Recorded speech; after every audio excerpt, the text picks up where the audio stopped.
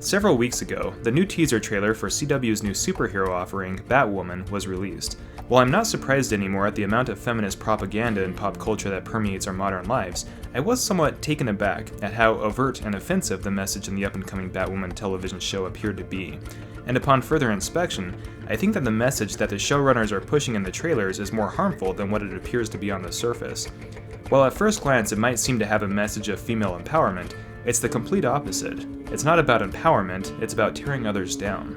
Empowerment is about strengthening yourself to face life's challenges, not by bringing others down so they're on the same level as you. But it ain't about how hard you hit. It's about how hard you can get hit and keep moving forward. How much you can take and keep moving forward. That's how winning is done. While I've always known that Batwoman was the feminist response to the hyper-masculine Batman character, I never held any serious animosity towards her.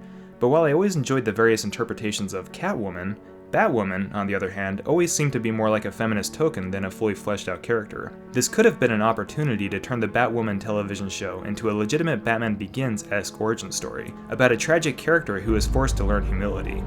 You have learned to bury your guilt with anger.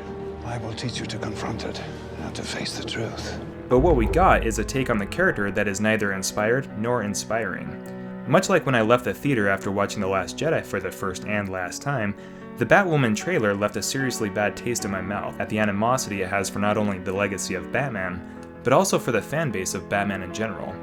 The message seems to be, if you like Batman, then too bad, because Batwoman is better than him because she's a woman, and he's a man.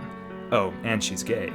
The fact that she's a woman and gay is fine, but the showrunners and writers use this as a tool to tear Batman down, which is a metaphorical substitute for men in general. According to third-wave feminist propaganda, Batwoman is better than Bruce Wayne because she ranks lower on the intersectionality scale, which in turn automatically elevates her above her male counterpart, through no effort on her part. The entire philosophy of this Batwoman interpretation can be summed up in this one character exchange when Kate Kane, aka Batwoman, tells Lucius Fox's son, Luke, I need you to fix his suit. The suit is literal perfection. It will be. When it fits a woman. This is the foundational message of Batwoman. According to the feminist philosophy that underpins the whole thing, since she's a woman, she deserves to not only be automatically equal to Bruce Wayne, but elevated above him. You're gonna do a superhero landing. Wait for it! Woo! Superhero landing! Yeah, that's really hard on your knees. This is ridiculous on so many levels, but let's take a look at the facts. While Kate Kane could have gone through the struggle to establish herself as a unique hero with her own mythos to fight crime, she instead opts for the easy route, and hijacks the Batman legacy as a springboard to quickly establish herself as the new hero in town. And what does she do with that easy access to Batman's resources? Does she offer any kind of gratitude and acknowledge the struggle that Bruce Wayne had to endure to build up the Batman legend? Of course not, because that wouldn't be empowering, or something. Instead, Kate Kane takes the low road and decides that to build herself up, she needs to tear Batman down. This is obviously apparent when, in response to the public thinking that she's Batman, she says, I'm not about to let a man take credit for a woman's work. So where's Batman's credit due exactly?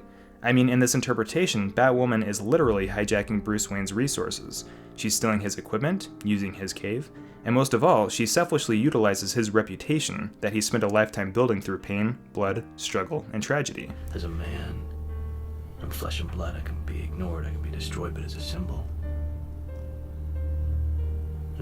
I can be incorruptible. I can be everlasting. The writers and filmmakers seem to treat the character and legacy of Bruce Wayne with disdain and contempt. Is Batwoman going to offer any credit to Batman? Is she going to show any humility whatsoever and acknowledge that Batwoman is only possible because of Batman? Will she accept training and guidance from Bruce Wayne as a mentor if he ever appears on the show? I doubt it because, according to her, she deserves it because she's a woman. I often hear that it's best to assume positive intent, but there is nothing in Batwoman that can be interpreted as positive intent. For the characters and for the fanbase, it's clear that they're pushing an agenda, not telling a story. In their eyes, the legacy of Batman is merely in the way, an obstacle for Batwoman to overcome, because he's a representation of the fabled patriarchy. We hear a lot these days about toxic masculinity, which is a subject in and of itself. But if there is such a thing as toxic masculinity, Batwoman represents the toxic side of feminism. Equality isn't the goal of Batwoman.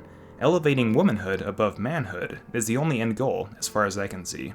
When did this become appropriate? What is inspirational about a woman disrespecting a male family member by using his resources to put him down? Imagine if the showrunners had opted for a story about a character that, instead of throwing out insulting feminist propaganda, has an actual character arc where she struggles, fails, and learns humility. And when she miraculously discovers that her cousin is the legendary Batman, that she then sees this as an opportunity to faithfully continue the Batman legacy because she has become a better person. Is that too much to ask? Unfortunately, it seems to be, because true inspiration is hard to find these days. While the train wreck that is Batwoman is careening at us like a wild freight train, here's hoping that The Batman, which will star Robert Pattinson, is faithful to the character and its legacy.